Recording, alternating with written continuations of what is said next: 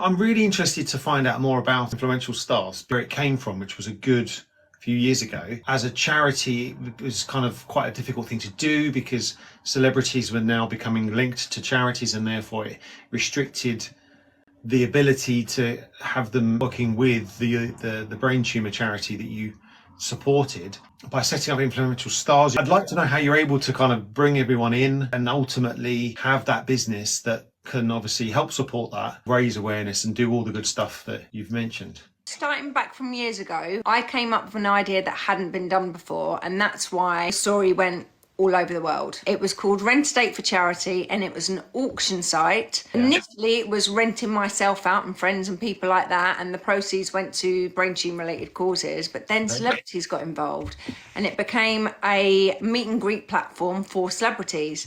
But it was just to brain tumour related causes, and I struggled to get celebrities first and foremost for those charities. In the time that it was online, so it was a space of 6 months, it was supposed to carry on, but my health deteriorated. I had to go in for radio and surgery and all that kind of stuff. Never thought it would come back again. Then 2021, I had a meeting with a charity who basically spurned the idea of reigniting Rent a Date for Charity. There was something that I was doing wrong. I knew there was things that I was doing wrong when I had it back then. And that was, one, celebrities, creators, influencers, if they've got a charity they support, they won't support another one. It's just their specific charity. Second of all, auction site was only available to those that could afford it. I have now relaunched it, renamed it. It's called Influential Stars, and it's a prize draw platform. It's a meet and greet platform for, when I say celebrities, anyone over 10,000 followers. So you could be a creator, an influencer, or a celebrity to join the platform. They get to choose whatever charity they want from the UK, and that includes crowdfunding pages. So those that are raising money for life-limiting treatments or once-in-a-lifetime opportunities. We are a business. The reason we're a business, there's two reasons. I'm going to be straight with you. I'm very honest from the start. When I did Rent a Date for Charity all those years ago, I never once took a penny. And we raised just over £50,000, and I worked my butt off to get that. This time round, it's slightly different. I've now got an 8-year-old child that I need to look after. I need to put a roof over her head, and I need something as a legacy for me to give to her when I do go. Someone with over 10,000 followers can join this platform and raise money for their chosen cause. They also get paid for it. So they have an option to earn a commission or pass the commission on to the charity. It's entirely up to them. And the reason I've done that is because way back when I did it before, very, very small amounts of celebrities would do anything for no money. They wanted to be paid. And some of these celebrities wanted a lot of money. Now on this platform, if they are going to sell the tickets, potentially they could earn a lot of money, and in the process, a lot of money for their chosen cause. I've done it as a win-win for all of us. We do everything. For example, if they want security, they get security. But this is not primarily focused on charities. For me, this platform is focused on everyone should have a fit list. Everyone. The creator, celebrity gets to choose a fit list activity, and we've partnered our experiences up with Virgin Experience Days. They choose an activity of their choosing that the prize draw winner will then get to do with them. So in effect, that's two people ticking off their fit list. But at the same time as doing that, they get to raise, first and foremost for charities, it's awareness. It's not the funds, it's awareness of their cause. They get to raise the awareness whilst doing their promotional videos or their prize draw. But at the end of it, they also get to donate directly to their chosen cause.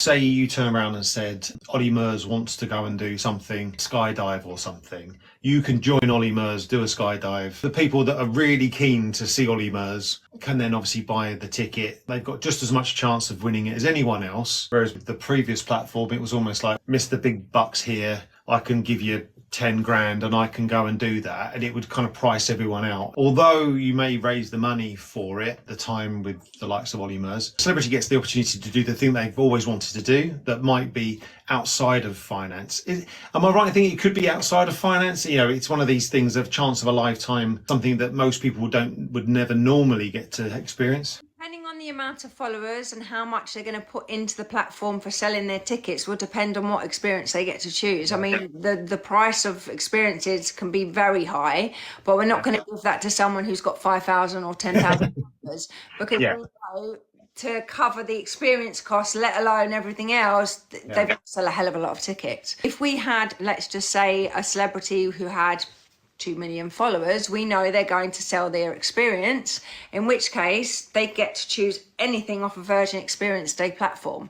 They can do absolutely anything on there. At the point of registration, when a celebrity or creator signs up, it does say if there is not an experience for your liking or in the location, contact us, we'll fix it. And that's when we give them the whole list of what's available.